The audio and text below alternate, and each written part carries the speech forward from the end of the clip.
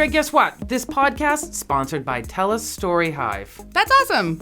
But before we get started on the podcast, we just want to tell you about a great funding opportunity from TELUS Story Hive. Since 2013, they have funded productions and supported emerging filmmakers with mentorship and guidance from the National Screen Institute and brought hundreds of films to life from creators in Western Canada. And I happen to know you've got a lot of films and documentaries ready to go. I absolutely do. I have so many ideas. One of those ideas, I would like to make a documentary film about the way that you actually adopted your dog.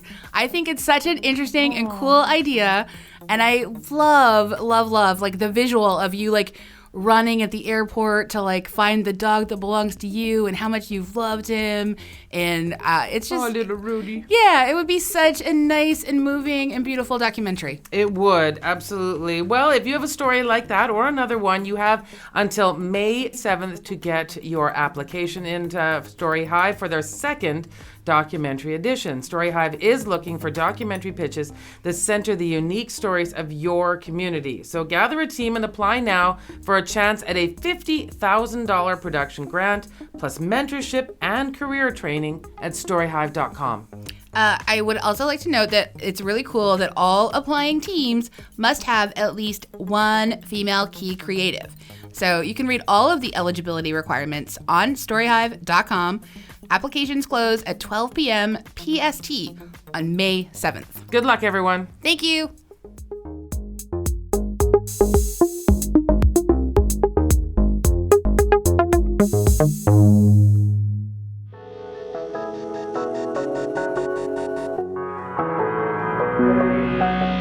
You're listening to Pop This, the podcast where two women talk about everything pop culture. Here are your hosts, Lisa Christiansen and Andrea Warner.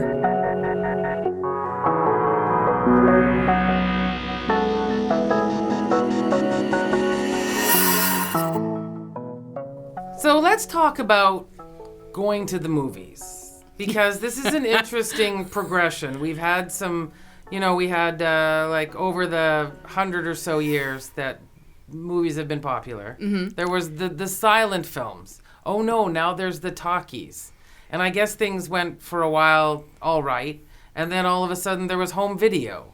And then there's Netflix. And so it's always an industry that's sort of threatened by a lot of change all the time. It seems to be one that both thrives on and rejects technology. Exactly. There always seems to be some kind of issue.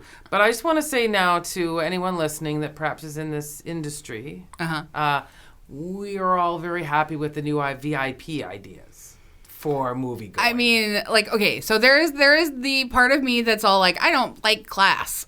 That part of me rejects the VIP cinema. This is very amenable to everybody. I'm just letting you know, but in terms of like a cost prohibitive, like whatever. Okay. So there's an aspect of me that is like the socialist part of me is like, I don't like class. And then there's the other part of me that's like, I love drinking wine and I love putting my feet up. Yeah, and I'm just looking out for the industry actually, because there's a big fear that everyone's just staying at home because it's comfortable there. It's very comfortable there. Well, that's one of the reasons that I like Landmark, because all of their cinemas are sort of VIP, but like not VIP. So you're just paying a regular normal price for a movie and everyone gets a recliner. Yeah, I have sat in movies and I don't know if I'm not on side with this one. So couldn't get VIP or whatever. And there's a lot of different, levels. And this one, the seat moved with the movement. Oh, you had to sit in a D box. Yeah, that's the one. Yeah, I think those are like basically like douchebag boxes. Like that's what I think of it as. Like I just hate it. Okay, we have a guest who we haven't introduced and is silently laughing over here. Let it out. Okay. Okay. We'll introduce you. No, it's super cool if it's just heavy breathing. Just wanting people to be frightened because they already know they're in for a horror movie discussion. Yeah. No, we'll introduce you properly after, but right now you're hearing the other voice of Natasha Tony. Right. Yes. Okay. Yes. I won't laugh quietly anymore. No, it's okay. We brought you in. Yeah. Thank you. Good work. But it really, honestly, like shaking around, I sat in one of those boxes. I sat in one of those boxes, and I think I also had to have like the 3D goggles on or whatever. Oh. And it was I felt so sick at the end of this. It feels experience. like you're part of an experiment or something, like in A Clockwork Orange, where he's got his eyes peeled back and he's made to watch things. That I kind of feel like they're looking at me thinking, what other weird things can we do to her? Honest at the to God, theater. I'm just expecting Smell-O-Vision to make a return. Yeah. Like, it had a popular moment, right? They've Like, already at the beginning of the movie tell us that the sound is all around, right? Like, and you're like, okay, we've been doing this for a while. Yeah. Like, I'm not impressed by your surround sound anymore. Or that old THX sound. They used to have the pin dropping or whatever. Like, done. I don't care about that anymore. I would be more impressed if there was, like, I don't know, accurate closed captioning for people to be able to, like, go to the cinema and enjoy their time. And, like, I don't need to be shaken to my core. No. Like, I just need to be, now I've realized what I need is just to be very, very comfortable. I love the big screen. I love the fact that that's really much easier to get lost in. I love, and I do think this is also a new Netflix pitch. Netflix needs to offer a service. It's as if, so right now you can't see it, listeners, but she turns to Natasha as if Natasha is the president of Netflix. Well, it's interesting. I am having dinner with Warner Brothers tomorrow. Oh, look at that. Okay, So maybe see? that's what you were picking This up. is what I was doing. I was picking Yeah. this up. Here's my suggestion. Okay. Netflix needs to have an option for you where it can't pause. You got to watch it all the way through. Because when you know you can pause, you do, right? I'll go up and get something to eat. I'll take a break. No. How many? You don't do that? Nope. Never? Never. Okay. Unless, like, literally I'm going to, like have an accident. No. If you want to go through my little Netflix or Crave and see how many things have been started and not finished, Yeah, I'm the same. it's alarming. It's alarming. I've got like a lot. I'm a very disciplined watcher. You No, I'm kidding. are. I'm not. Oh, you're not. Okay, but do you know what I mean? Like if you had, like it would be fun, right? Sometimes you can just watch regular, or you hit the no pause. So and then you have to commit. you have to commit. I mean, like, I'm just going to put this out there, guys. You can just say to yourselves, no pauses. Yeah, but no, it's not. It's not the same. No. It's not. I need to have that ability taken away from me. So you I can't actually, be trusted. so here's what I'm hearing, is that you could get on board with the D-Box experience if only they strapped you in. Probably that would be, yeah. Probably. I just need to have my options taken away. I want options and then I don't want options. You see what I'm saying here? I understand. But I do, what I'm trying to do is say that there are some benefits to going to the theater. But I think over the years we've discovered that being at home was nicer because our chairs are more comfortable. And now so then they they're went, not. wait a minute, we'd still like you to come to the theater. How can we get you to come back in? I'm not going to say that the shaking box thing would have been my idea. 3D came back. Who was seeing that coming, right? That's only in the last few years that 3D made a real It really hit you in the face. Sorry, it's terrible. It really did, because it went away for a little bit, right? We did 3D in the 80s. Do you and like 3D, though? Do either of you actually like 3D? I don't mind it. I don't mind it. Okay. I mean, it's in particular films. It's not like I would go and see like a serious drama and, That's what actually I want. I don't ever expect to see Oprah Winfrey in a 3D movie. Oh, you know No, what? we did already. She was in a Wrinkle in Time. Was that She was 3D? great. Yeah. Yeah. So 3D drama. What I want, I want like a full like Shakespeare. Like I want them to finally do like Coriolanus right, and it's like so full of blood and swords. It's like an action but Shakespeare, and I think that would be an interesting 3D drama. But imagine, okay, I forgot about Wrinkle in Time, I'm sorry, and then that was bizarre because Oprah was in that. So I never also thought I'd see Reese Witherspoon or Mindy Kaling in 3D. Yeah, I did not imagine that. Dare to but dream, dude. Here we are. I know. But when you write or make a movie that's going to be 3D, you have to make some certain stylistic choices. So what do you think, swords just coming right into your face like it's 100%. Friday the 13th? Yeah, 100%. Uh-huh. Yeah. Okay. I think us in 3D would be amazing. But that's, I know, I don't know where, like... I'm just picturing that right now. But people who are buying like virtual scared. reality, like Yeah. the glasses at home, right? Mostly that is right now just for video games. yeah, but I Right, don't there's think it's nothing- very good though either. Like I think the 3D is not. No, but it's getting better and better all the time, right? So ultimately, the goal will be that we'll be in the drama. Yeah.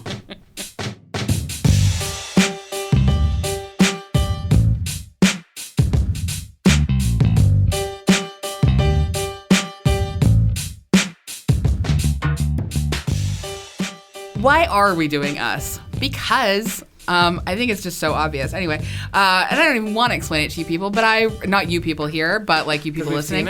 But because I wrote this intro, I'm going to. Us is a new film from Jordan Peele, who is brilliant, and we loved Get Out. And also, the film stars Lupita Nyong'o, who is a living dream. I'm sorry, my heavily editorialized I don't think this is at Wikipedia, intro. Okay. And centers on two women fighting to the death, leading the action, driving the action.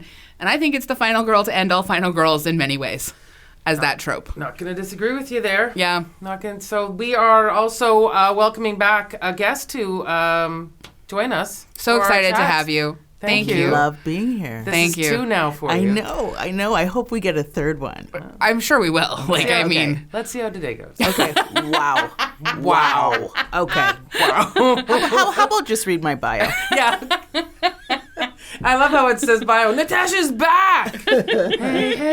hey. Exclamation point. Natasha is principal and CEO of Elevate Inclusion Strategies, a consulting company which focuses on issues management in systemic conflict resolution. Natasha is a trained mediator and experienced labor relations specialist who has advanced the discussion on how to build inclusive organizations. Bringing a keen sense of fairness and sensitivity to intersectionality, she goes beyond diversity programming and sets up organizations for true inclusion of and respect for all members. Thank you. Man, thank you for doing that work, because it's pretty necessary. Yeah, it's now my full-time work. Yeah, you must. I was just saying, you must be branched so out busy. since you were last here. That's right. Yeah, That's right. You must be so busy. Well, I am busy, and we haven't quite launched fully yet. But already. And it's going to in May, but working with some fabulous people, including the fabulous person named Andrea Gin over there. Oh, look at that. And doing some producing of some cool clips and Cool. even my own podcast. Ooh. I know. So Exciting yeah, times. Yeah, but You're not all. anyone if you don't have or are involved That's in a right. podcast in That's some way, right. shape, or form. We actually won't speak to anybody who does no, not we at won't. least been a And so guest There's on no 2 common podcasts. language right. between us. Yeah. Right. And so then I, asked to have your same producer. So I'm in, right? Yeah. Okay. You are 100%. in. Thank you. Yes. Well, that's great. We're very excited for you, really excited about the work that you will do for so many people. Yeah, it's pretty empowering. I'm really enjoying it. I'm excited. Yeah. And now just get to film reviewing. Right. Now Just we're like talking and film. like your other job as a film reviewer Yes, and part of is the to talk with unofficial us. movie club. Talking with us about Us. It's a 2018 American horror film written and directed by Jordan 2018 Peele. or 2019? 2019. You know what? Dim lighting in here. Oh, yeah, it is. I Okay, saw yeah. 2018. Yeah. 2019. We only saw it like a few weeks ago. Jeez. Written and directed by Jordan Peele. The film stars Lupita Nyong'o, Winston Duke, Shahadi Wright Joseph, Evan Alex, Elizabeth Moss, and Tim Heidecker, and follows a family who are confronted by their doppelgangers. This movie, in the space of a very short time, as of April 7th, it had grossed $152 million in the United States and Canada, and $64 million in other territories, $216 million worldwide, against a budget production of $20 million. Yeah.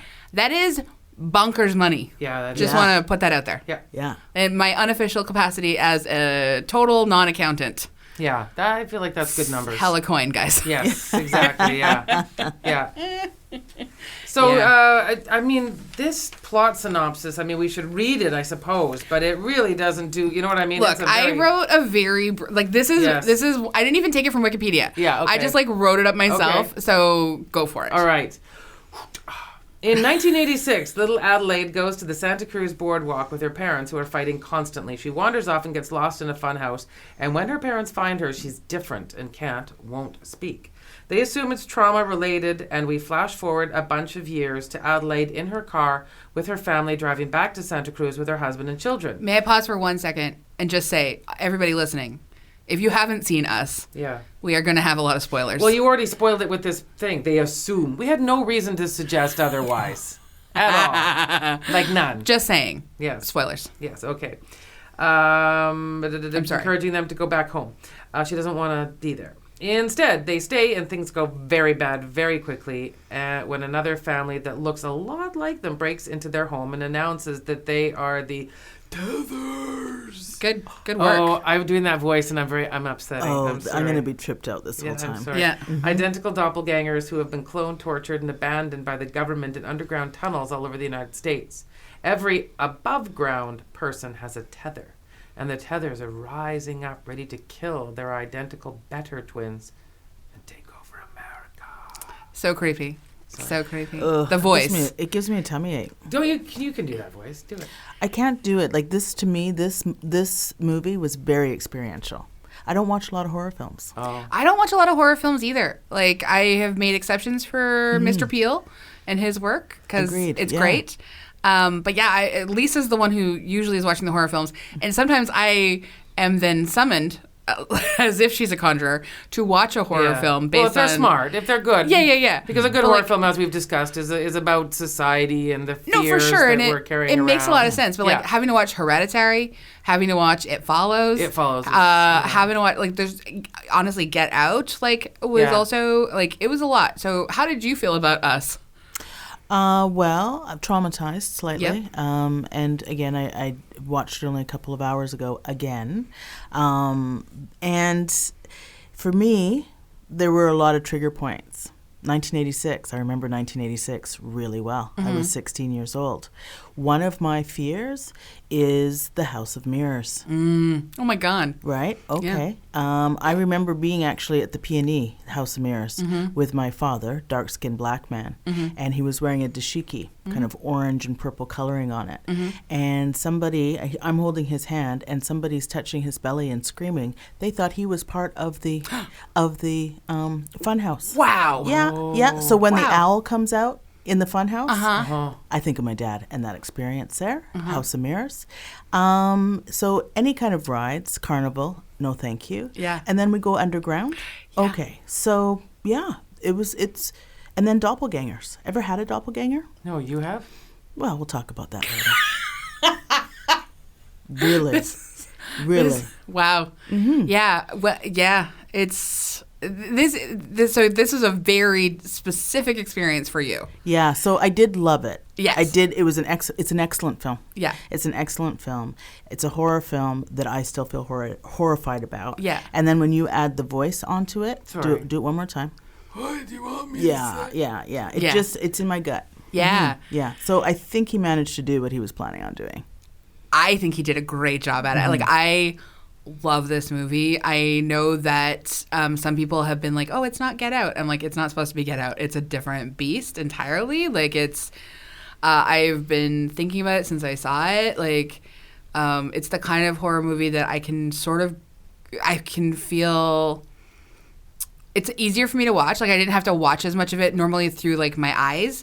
Or, like, through my eyes. As opposed to all the ways that other people might watch it. Your ears. Yeah. No, like, normally I have my hands up in front of my eyes and I'm watching through my fingers. That's how I watch the last Yeah. And so this one, I didn't have to close my eyes as much. I did have to put my hands over my ears a lot in this one. I found that the sound design and the voices and those kinds of cues were actually the things that were... really distressing, in addition to thematically all the stuff happening. Like, I was just, that, like, it's going to be a film that I think we can talk about for, like, the next 30 years. Yeah. Layers. Oh my God. Sorry, layers. Yeah. Lisa, how'd you feel? Well, yeah. I mean, I think that there's a couple of things. One of the reasons I really love Jordan Peele as a filmmaker is that his obsession with pop culture and the connections of all of these images, and that is, I've seen him talk. I know he's younger than me, but I know that we both sat in front of the television for most of our childhood, different years. But we absorbed a lot, and that becomes a big part of what you want to examine. So I love the way we could kind of, since he wrote this, I love the way that we can sort of follow just the things over his lifetime that he's picked up. So that opening is just the screen with just the words that about all the tunnels that are in America under. And so you could just imagine him hearing that one day going, what is that about? I mean, we even know in Vancouver, if you go into Gastown, there are tunnels. And you're in Seattle, that's a big favorite part of everyone's the tour, is to go to that underground city, which actually turned out to be a horror show, TV show I watched once about an underground city. But anyway, I'm digressing. And then we go to one of his early memories, which is this Hands Across America, which is this campaign that the government had to bring us all together. And later on, he's going to talk about how the government pulled us all apart. So I love watching the ways that he sees culture in our stories. So, and it's fun for me because I also notice things like, well, we all noticed that she had on a Thriller shirt, Michael Jackson. Yeah. Also noticing that in present day and in the past, she sees two people with Black Flag T-shirts on, which I thought was really funny because I wondered if he was making some sort of statement about how no matter the year, there's some loser white kid who thinks he's joined a punk rock band and he's going to take down society, you know. And so I love watching his movies. I love being in his world because I know that he's been picking up things all over the place. In fact, what I would love to do to him is just give him dump out on the floor a whole bunch of weird books, magazines, podcasts, TV shows, old T-shirts, and say, write a horror movie from this. Because that's what, when we watched Get Out, we knew that he had watched The Stepford Wives, which made us watch that too. Yeah. And so he's picking up all the time. And that's what I really love about his movies. Yeah, I think, we can sort of point to, he made the cast, he gave the cast a list of 10 films. We can just link to that in the show notes. We don't have to read them all. But he gave the cast 10 films that they should all familiarize themselves with so that they could understand the shared language of this film. I didn't even know that. That's so didn't amazing. Even know that, but I knew that. It's, you can feel it. It's so amazing. And I think, I just think, he's a filmmaker who feels very thrillingly contemporary and visionary at the same time. Well, now, see, a long time ago I saw, and it was weird. This has stuck with me, but years ago I saw this debate, and there was it's not really a debate. It was an interview with an author, Wolfe. Tom Wolfe. Tom Wolfe. Yeah, Tom Wolfe, who wrote the right stuff and Bonfire of the Vanities, and he really hates authors that nostalgia. You know, that's you my hate thing. Nostalgia as well. I do. I hate nostalgia. Who but knew? he really admires authors that write about now. Yeah. And that's what he did, and that's why he really liked Douglas Copeland, because Douglas Copeland is looking at his world now. It's not that he's not picking up things that could shape it, but I think that's what, like you said, that's what makes Jordan Peele so thrilling. Yeah, he's not romanticizing the past at all. No, he's not doing some sort of weird sort of movie. He's telling us, and he's also pulling in all, even though his music tastes are fun and nostalgic. Well, you got to set a mood. That was great. The soundtrack on this The soundtrack is great. Yeah. Yeah. Yeah. I'm never going to listen to I Got 5 on it. How can you? In the same way. Yeah. Yeah. Yeah. I loved how after... so after the movie, obviously, you finish it. I don't know how you guys felt, but when I was done the movie, obviously I talked about it with the people that I went with, but I also really wanted to get online. And yes. I wanted to read. Look up the theories. And I was very interested in reading, I always, particularly the Jordan Peele movies, I think I always want to read a selection of film critics who are not exclusively white. And film criticism is so often exclusively white. And I don't think, and not that this movie is sort of in the same way as Get Out was definitely talking about race, but Us is talking about race for sure. It's just not in the same way that Get Out is. It's talking about it a bit differently. And I think there's a lot of complexity there. But I don't need to read a bunch of white men about their opinions about Us. And I don't need to read a bunch of white film critics that are men ever again. I've experienced that world. It's terrible. I was a film critic. The white men that were film critics often in this city, to me, were just, not good. It was, I'm good. I don't need your hot takes anymore, bros. I'm fine. So I wanted to, get out of the theater and go and read what a bunch of, incredible, thoughtful, cool, interesting people who had different pop culture experiences, different, opinions about the world, different, class experiences. And it was so satisfying on so many levels to like just people pointing out that they knew something was up with Lupita's character Adelaide because she was snapping off beat. Like that was like the first clue. That was the first clue, and that's like. And he put that in there on purpose because she's trying to teach her son too, right? Absolutely did. Yeah. And it's just like, it's just things that are just like so smart on his part that like some film critics are just never going to notice, and they're not going to talk about it, and it's not going to be interesting. But it's like. I don't know. Just that's interesting. So you should say that all the other things, like too, like we went with our daughters, and my daughter after she was like, I knew something was wrong because she wasn't a good mom. Ooh, interesting. And I said, well, what do you mean? Because it felt like, and she said, no, there wasn't anything kind. She wasn't. She was too angry. Everyone had to stay in line, and it wasn't. They're on vacation, and she was so. Like destroying their fun and I wasn't. Were you thinking that at all or no? But I was looking at the codependent bond she had with her son. Yes. So which is maybe a different thread, but I just thought that there was something off. Like here was this person who. Was just really she was antsy. I wouldn't say bad mom. I thought she was just like a bit traumatized and hadn't maybe experienced some good parenting maybe and hadn't or maybe hadn't had good parenting modeled for her, and she couldn't access those normal familial bonds. But it's fine. Her husband's doing that work. Yeah, she can like keep them alive. She's doing a great job. I did listen to, so after I saw it, I would listen to Pop Culture Happy Hour slate, which I really enjoy. And it's funny because there were like 4 critics, one person of color, white woman, and 2 of our white men. But one of the conclusions was go out there. And she gave some like reviewers to look up, like get out there. There are, excuse that pun, there are a million different theories on this movie, and they're all really interesting and all quite different. But the one guy was like, talking about how the thing that upset him the most is you don't hurt the goober dad.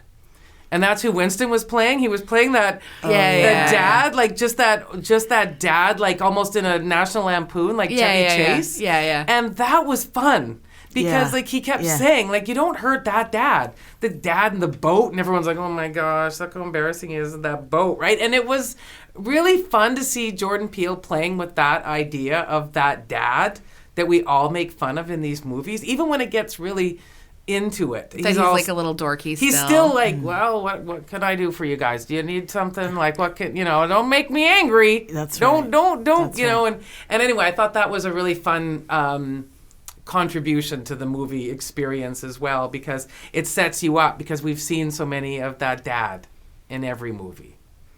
Yeah, we never quite see a mom like Adelaide. Oh, we do not. Very often, which was one of the things I was interested in. Like, I thought that was, I don't have kids. You guys have kids.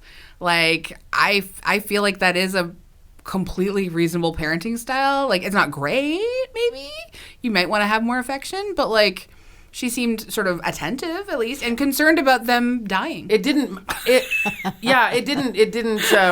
I felt like she felt on edge, but then I was kind of thinking about it as a mom, kind of like, oh, you take me on vacation, there's still so much stuff for me to do. Right? I'm still going to be the one worrying about dinner. I'm still going to be the one worrying there's laundry, and Goober Dad's going to be out in the boat going in circles. Yeah. Right? And I'm still going to be the one going, have we got everything? Well, that's so I wasn't the thinking labor that. experience is that he gets to be fun dad and she has to be mean mommy. Yes. And like we see so often that dynamic play out in so many sitcoms. Yeah, exactly. So I wasn't really attuned to that, but I like what you're saying, or what you were saying about the offbeat thing, and so there were all kinds of clues for us to be picking up on all of this. The codependency with the son. I'd like to hear more of your thoughts on that, because that was interesting to me.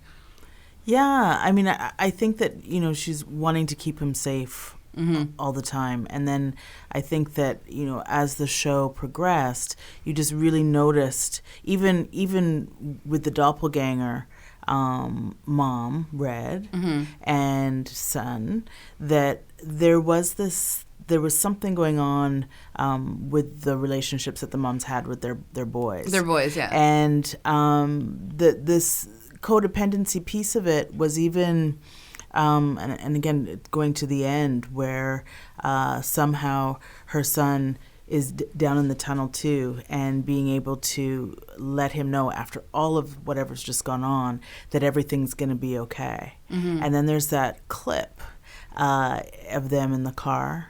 Yeah. And he's holding his newfound bunny. Uh-huh. And the way that he's looking at Mom, and the way that she kind of catches that look and then gives another look of like, this is all going to be okay. I don't know if it's a knowing between them that they're both not. Have you heard that theory? Great. Well, one of the articles, I think it's the article from Shadow and Act, and it's really, really good. I highly recommend reading this. Sorry, I've just lost my place. But so Brooke Obie, she wrote a piece on Shadow and Act, and so she hypothesized. She explains the movie as at the end, she feels that the son, he hears the guttural scream that he has come to identify as being part of the tethered people, and he hears that from his mom. So he secretly knows. She says that he secretly knows, and so he's looking at like non-Adelaide, but Adelaide, in the car, and she knows that he knows, and he knows that she knows. Yeah. And they are tacitly agreeing to keep silent and keep each other's secret, which is horrifying and scary and very terrifying, and like it's a very chilling ending to this movie. I don't feel good about the family going forward. I'm worried about I'm very all of them. worried about Super that. worried about all of them. Well, plus the whole Earth has been taken over. I by mean, tethered there people, is that part. I don't know what the game plan is. But anyways, she argues that what that telegraphs is that in silence, and like, so she basically is saying like, this idea that like judgment is not always about you specifically or even consciously do. It can also be about you, what you should have known, what you didn't do, and what privileges you received at another's expense. And so she thinks that like the tacit agreement for silence at the end of the film is to convey like society's complicity in keeping quiet about violence, and just then you are then participating in the cycle of violence continuing. And I thought it was a really interesting reading of that, because basically she's arguing that, this fake Adelaide, who is technically, the tethered, has sacrificed all the people that she left behind underground in terms of sort of acquiring her own privileges. Yeah. And that she has then, been complicit in the continued oppression of the tethered people. It's a super interesting piece. Anyway, I highly recommend it. It's so fascinating. Yeah, and I like that thread, and that's that Audre Lorde talks about the oppressed, oppressing. Yes. And so I can see that for sure, and I can see the dysfunction in the family, the parent, the child parent bond. Right? Yeah, and I also think too. I wonder if I know that reading with Jordan Peele was brought up by a single mom, and I think that there's something about the connection of a mother-son, especially in the family dynamic like that. I wonder if he was, Are you speaking from experience? As a single mom with a son. Okay. Who is the best kid in the world? No. But yeah, no. I did have someone say that to me once about you just don't. As a man who was brought up by a single mom, he said you don't understand how we see you. Which I thought was just kind of, I didn't ask. You can't ask that, right? And I thought that was really interesting. And then when I saw this in this film, there was, like you said, this dynamic right from the beginning between them with the picture drawn. Remember he drew that picture? Mm-hmm. That's why some people think that the other theory is that the switcheroo happened the year before of the tethered. That he's also one of the tethered. Oh, that he's one of the tethered? Remember when the door closed in the closet? Oh, yeah. And he couldn't get out, and he was very upset. Yeah. And then they went back to that closet again. Uh-huh. And he had his burnt face, and he was trying to play with that toy. Oh. Well, that's something too. Mm-hmm. Yeah. I like it. And then the two of them were giving those glances toward each other, which could have also been you stay quiet, I'll stay quiet. There's so many theories. Oh my God. It's so much. Yeah. That's the thing, this movie has so much happening in it. I think it's really thrilling, and it makes me feel. One, it makes me feel like I will never be a genius, and I know that, and I'm okay, I guess. But I'm a little disappointed in myself that I can't like create something that is this multi-layered, this complex, and this fascinating. And I think in part it's because he doesn't care about explaining himself, and I love that. Like, are we going to spend a bunch of time like where he's going to like clearly enunciate for us like what 1,000 bunnies in a cage like represent necessarily? With that shot at the beginning where it pulls out. Yeah. Like, And like why they only get to eat raw rabbit. Like, how come no one's invented fire? They're tethers. Like someone's invented fire because that kid's got a burnt face. Why are they only eating raw rabbit? Like, there's a lot of questions. he burned his face. Well, that's, yeah. No, Well, anyway, that's so much. That's a big theory that was at Vulture. I like that. That's a good theory. Yeah, and I mean, I do think that is a big part of horror too. We're not all afraid of the exact same thing, Yeah. right? I've never had. Now you said ask me about my doppelganger later. Please. I've never had that big of a fear that I will meet somebody who is a doppelganger. I do, though, if I can just share it. My mom and I watched a horror movie once together when I was a kid.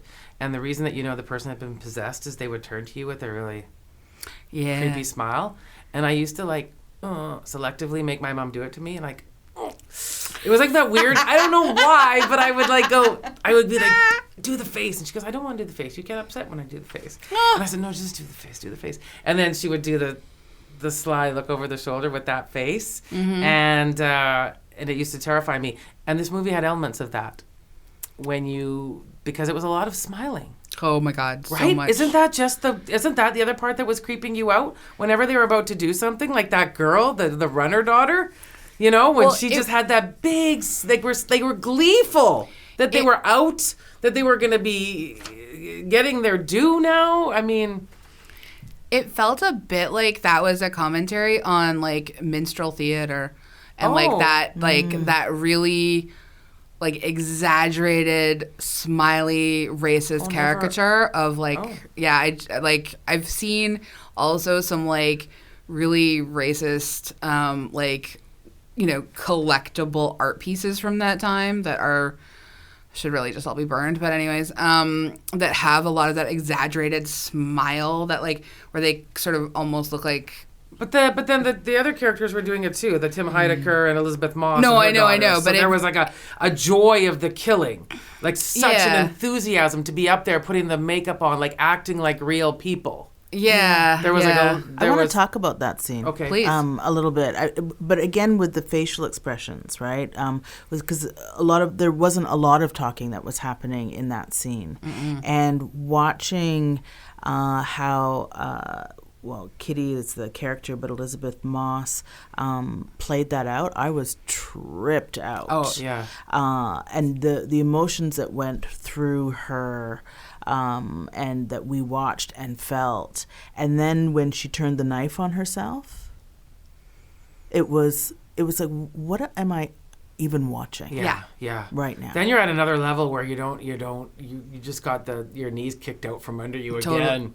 Yeah. And so that even that self-inflicted wound and pain that this person was. Well, that's like the idea that they've grown up experiencing like just violence after violence after violence, and then inflicting it upon themselves once they're free of it is just like how ingrained trauma is in us. It's heartbreaking. Yeah. And really disturbing. Can I just say a quick aside too? That their daughters, that's Emma from Friends. Oh my God. The twin girls that played Jennifer The Aniston's kids, the daughter. the baby. Oh. That's them now. Wow. All right. So everyone's old. So there you go. Great. Cool. Yeah. No, that's just an aside that I thought was super interesting that I didn't know. Yeah. Didn't know that. I did not know that. What about the comedy he weaved in? I love it. See, that I really also enjoy. It is even when they were in that house and then NWA started playing because they wanted to get the police. I laughed so hard. Ophelia, call the police. Yeah. And then Ice Cube. Yeah. Yeah. No, I thought that was great. And also like you were saying about like technology too, about this relationship we have to technology. There was a lot of it talking about that in this movie, and with that, like this is completely not. It did not work. This did not. I have work. a talking car. It doesn't work. Yeah. But there was also, I know there's and then the other layers too of about that class structure. I thought like that we see the dad going, "Do you see his boat?" Yeah. Like I want to get one of those boats. It's like, you're doing fine. You're like at this beautiful cabin here. Obviously your house isn't whatever. But I was confused. Was this house like a family house that had been... I got the impression it was a family family. Yeah. So they're definitely trying to keep up with the other family and a bit like... Because that house they have was like a mansion. Yeah, That's but they had beautiful. rented it as well, though. Oh, they had rented it too, yeah. It wasn't their house. Like the Elizabeth Moss and Tim Heidecker people had rented that, and they also seem to be... I mean, I like just how... They're just like trash people. I know. Like I wonder if it was ad-libbed, because Tim Heidecker is such a well-known comedian and stuff, but those lines toward each other... Oh my... Like just how much they hate each other. Yeah. So when your partner pours you a glass of wine and says, "Oh, you want thirds, and I have to get Mummy's medicine." Yeah, I know. Yeah. That's a deal breaker for me. Oh yeah, me too. Oh. Me too. They were so cruel to each other. I mean, that's like the extra beauty of the fact that, like, honestly, like, I mean, maybe Adelaide and oh my God, I forgot his name. Gabe had a more complicated marriage, but they at least seem to love each other. And I mean, the fact that they can have like a bond where, I mean, granted, like, he doesn't listen to her when she says that she doesn't want to be somewhere, and she has to be the mean mommy sometimes, like, whatever.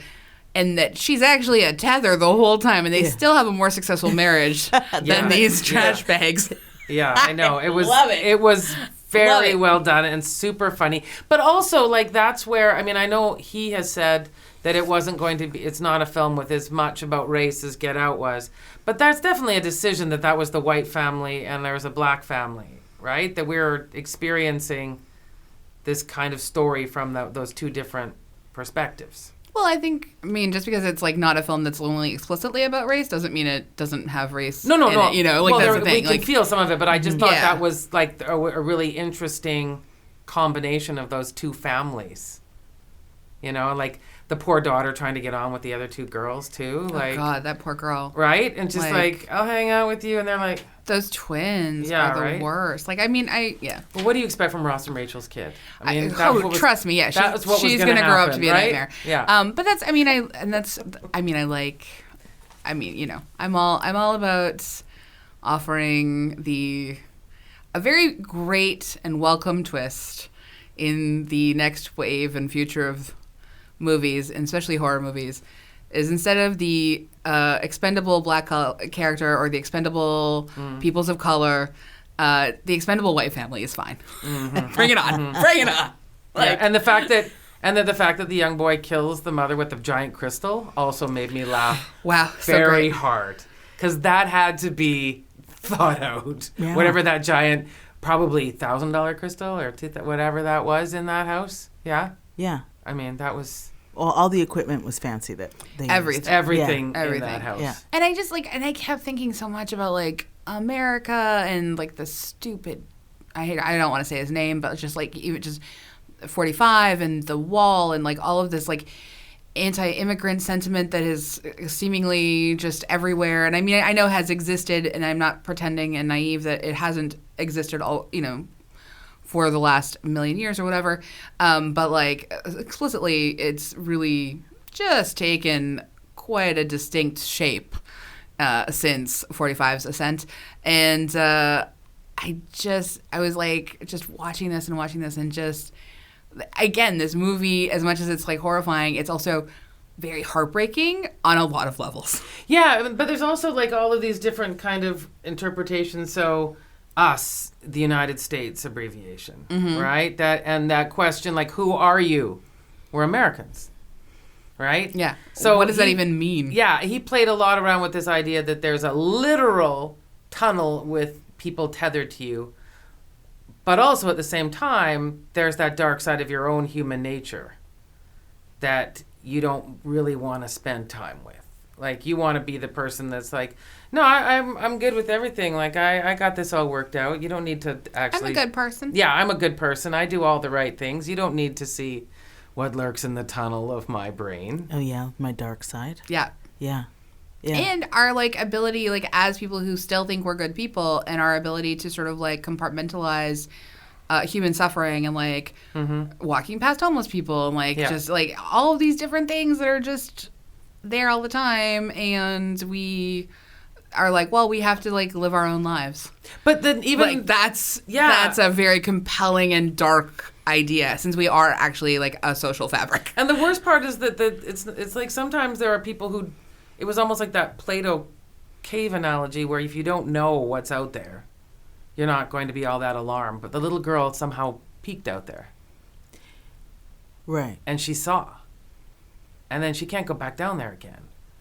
Right? Because she knows now that I don't have to live in this garbage way anymore. I can go up there. And that's very interesting too, right? Because you can keep people down for a long time as long as they don't know that there's this whole other reality. And she saw it. And now all of the tethered, and that's why I was speaking about those smiles, because they've all come up here and they're like, okay, that was wrong when we were down there. This is way better. Yeah, and we're not leaving. Yeah, yeah. But the extremes, I think when we go back to talking about present day, that everything is at that extreme. Yes. And including the ignorance. And so being fed certain fodder, believing in it, the ignorance is bliss, not wanting to talk about power and privilege and any of these kind of things, getting defensive and standing our grounds in those positions.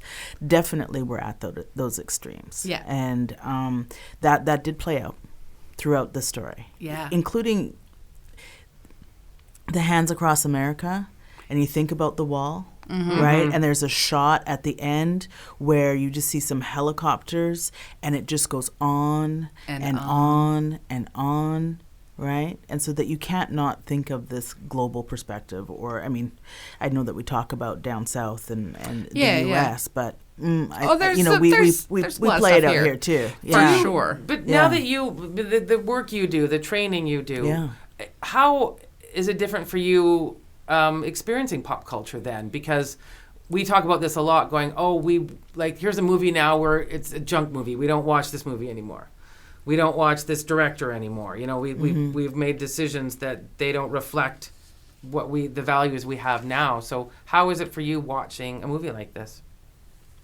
Well, sometimes I'm thinking of things that I can then use in my training. Even in my training yesterday, somebody said, have you seen Captain Marvel yet? So I weave it in quite a bit. I weave it in based on being from film for the last 25 years. Of course, you know, there's a lens to that, even when as a casting director, and the purposefulness of putting in that equity and inclusion and all of those kind of things. So it's still tied in, right? But it's storytelling, when we're talking about these issues, I find that storytelling is the way in. So whether it's watching a film, and I do show video clips in my training because I can say all the words, I can even tell my own experience about something or a story about something that's happened, but you put on a film, even if it's 5 or 10 minutes, if that clip is tight, I'm not going to brag, but I may have made a couple hundred people cry yesterday morning. Before 10:15. Right? and that was in the storytelling, in videos, in films and clips, and being able to really, I'm into that experiential. I know when we started this conversation and I was like listing off, I hate carnivals. This was it's because, this nostalgia piece of it, 1986, it got me on all the levels that it was supposed to get me on, to get me into that movie. And so I think that in order to even start to have these conversations around power and privilege, and a movie like this allows for us to get in there, that people are going to read about it, they're going to listen to this, they're going to hear other conversations, and it's a different way in to a conversation that we need to have about the extremes that are happening right now in our world. Absolutely. And he did that, and he also did that because also he said he wanted to just have the black family at the center and not necessarily make it a film explicitly about race, but just that's this is my horror family. I mean, and it's that's going to be how he makes horror movies, he said, forever. And that, and that's interesting. And so then all of the other conversations, though, I suppose he'll have to deal with that for a while until it's just, that's what his when horror it's movie the norm is. that, you know, for many of us, whether we come from mixed families or, you know, predominantly one culture, is that finally some of our stories are being there. And so it actually feels more the norm to watch it than to watch something else that was like, okay, well, I want to go and be entertained, but I am not going to be able to relate to any of these characters. More and more, I can go to a film and just feel really comfortable because right away I'm relating, right, on all the different levels that are there. And so I think that the more that Jordan and other directors and storytellers of color just tell their stories, it's going to become all of our norms, right? There's a certain comfort in that, in those intersections that you don't even know you're watching. Yeah, absolutely. And I think it's pretty exciting. Like, I feel like we are talking more and more about like seeing, like, I don't know, the films sort of reflecting what the actual world looks like a little bit more closely, as opposed to being just for so, like, even just the other day we were watching the making of the, this is not a great example, but like thinking about like the Fosse Verdon series that's coming out through Netflix, and yes, it's very white, but the film is meant to tell Verdon's story as well as Fosse's, because her name gets left out of everything and Bob Fosse gets all the credit. So we're watching this like making of thing, and Carlos we're watching this, and Carlos is like, you know, if this movie's supposed to tell the story, her story, why are there just a bunch of men talking? And I was like, yeah, solid point, hon. This is what this is like 100%. Like, this is what's happening, is that we're changing who's making films, which is great. And that's how we have that like recognition, that visibility, that like normalizing factor, because I just don't want the same people to be making films that have had so much control for the last like 80 years. Yeah. And just allowing somebody's imagination and giving that the free rein too. I think that's why we enjoyed Key and Peele's sketch comedy too, right? Is because some of those stories were coming out as well. I mean, not just their Obama impersonation or something, but there was like a lot more about experiences that they were having that was not the ones I was having in comedy. Yeah, and it's so nice to like see something that's not just, I mean, I have spent a lot of time seeing white faces reflected back at me. Oh yeah. And we've had a good run. Yeah, and also pretty impressive run too. I'll just say. Yeah. Oh yeah, no, absolutely, and it is, and I'm like I feel myself really guilty of that. There was that discussion of Game of Thrones, and someone's like, "Why is everyone white?" And I went, "Oh, they are." Like, you know what I mean? I've watched it for 8 seasons. Yeah, I did see a headline, skimming through that said, "Why is this fantasy world all white?" If you could make it any way you want. Yeah. It's not I remember that conversation coming up a number of years ago. Like, I will say that was one of the reasons that I had stopped watching it, as well as like just its real insistent celebration of rape. That drove me crazy as well. But I remember the real moment where I for sure bowed out of Game of Thrones at one point, and I've wavered over the years, but was when Khaleesi became queen of the brown people. And this sea of brown faces lifted her up and like moved her body through the crowd, and like Jesus-like. And the vantage point was to show literal white supremacy in action. And I was watching that, and I was watching with some friends, and I started swearing. I threw up my hands. I was like, what the? I was so mad. And some of the people in the room were just like, it's their decision. They're allowed to make whatever movie they want or whatever TV show they want. And I was like, they are, but they have a responsibility to think about like the images they're like Khaleesi had been married to a Dothraki, so she was open. Oh wow, we're going down somewhere. Can I bring this back just to one other point? Yeah, sure. Yeah. Yeah. That is because I don't watch Game of Thrones. No, that's when fair. we're talking about the stories being told and how they're going to continue to be told. Is remember earlier you read how much money this film made? Yeah. Yeah, Right? that's it. That's the thing that I will know. talk the most. Yeah. That really is Yeah. with the successful black filmmakers.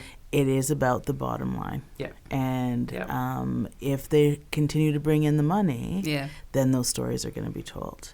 And I think that for many years, it was that no one goes to watch these films, right? So we don't have an audience, so we're not putting money behind. Yeah. Right? So I think that with the success of this film, Yeah. will continue because he gets most of that money, no?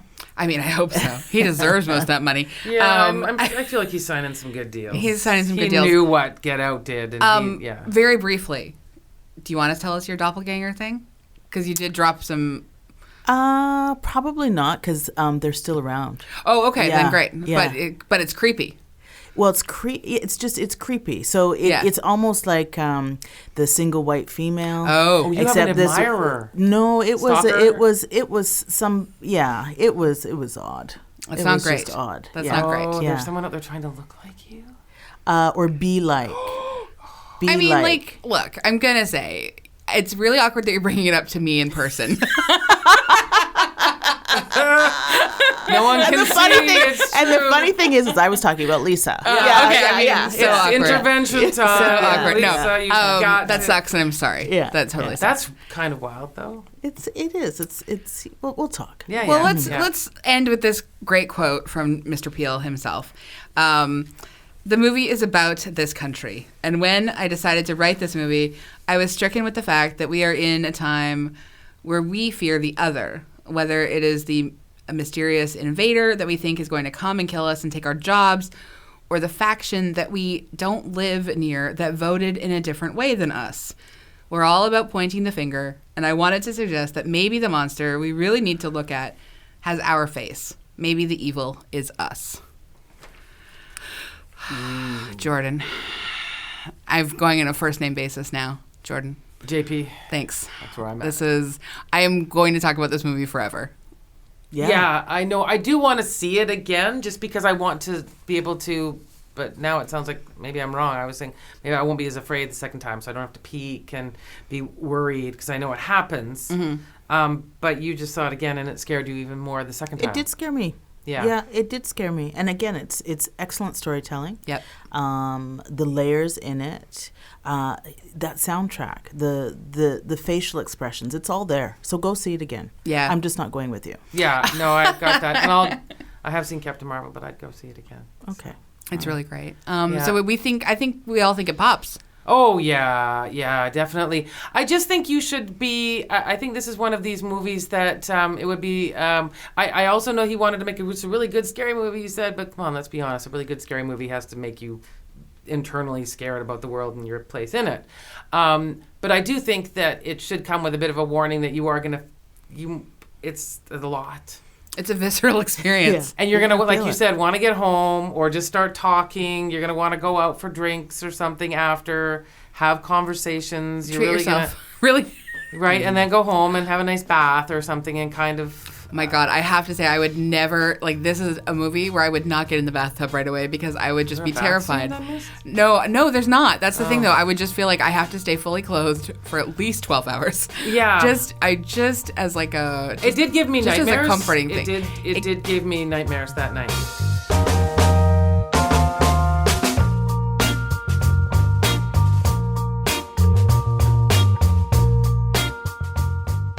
We'd like to leave something we recommend. So, Natasha, would you like to tell us quickly what you would like to recommend? I didn't check if this has already been said, but That's okay. You can say it. Black Earth Rising, Netflix. It's an 8-part series, and it's intense and amazing storytelling. And it is about genocide in Rwanda. And this is the 25th anniversary this year of the genocide. So April 7, the genocide happened over 100 days, April 7 to to June 6th, I believe. And Wow. so this is 25th anniversary. Unbelievably traumatic, though. It is, it's pretty powerful, and it's Okay. excellent storytelling. Again, the layers, you can only watch maybe 2 episodes at a time, and you can't press the pause on it. Excellent. Or fall asleep. Yeah. Okay. Black Earth Rising, you said? Black Earth Rising, Netflix. Cool. Thank you. Lisa? A kind of a pulpy book you can probably find at Costco, which I finished reading, called The Woman in the Window, A.J. Finn. It's kind of modeled after those ones we've been enjoying already, The Girl on the Train, Gone Girl. So it's got kind of an unreliable female narrator that has some substance abuse problems. You go through it really quickly. It's one of those page turners, tons of dialogue, really, really, really dark and thrilling. Anyway, it's being made into a movie right now. Amy Adams will be in it. Who doesn't like Amy Adams? Wow. Right? So anyway, just be prepared to be very traumatized as well. Oh, wow. So Okay. Great. Also, Please finish sorry. up with trauma for it, Yeah. because all of us I'm also giving you something that's going to be slightly traumatizing. Okay. That is a podcast out of Halifax called Whatever Happened to Holly Bartlett, who was a blind woman who was killed after coming home late and a little bit drunk one evening. And police assumed and wrote it off as an accidental death.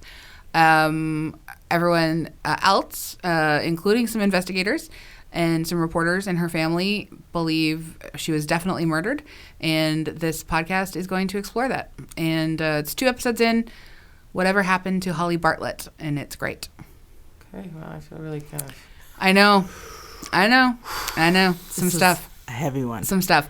Natasha, thank you so much for coming to hang out with us. Oh, thank you. Always a pleasure. So Thank you. great. I'm sure the chairs don't recline, but we'll work on that. Next Yeah, time. And, well, I'm happy I didn't snore. Yeah. Yeah, Oh, there. good work. Good work. That's the happy part of the podcast. Yay. Thank you so much, everyone, for listening. You can hang out with us on our various social channels. You could rate and review us 5 stars on iTunes, and you could also stream us on Spotify and Stitcher, and you can email us, popthiscollective@gmail.com. So many ways to reach us. So many. We are recording at the Vancouver Public Library. Our producer is Andrea Gin, and we'll see you with I don't know what's next week. I don't know if we're going to bring you up or bring you down again. We I'm not can't. even going We to- can't reveal our secrets. No, we can't. Can't show our hand. No, but, Nope. but enjoy your day. And yeah.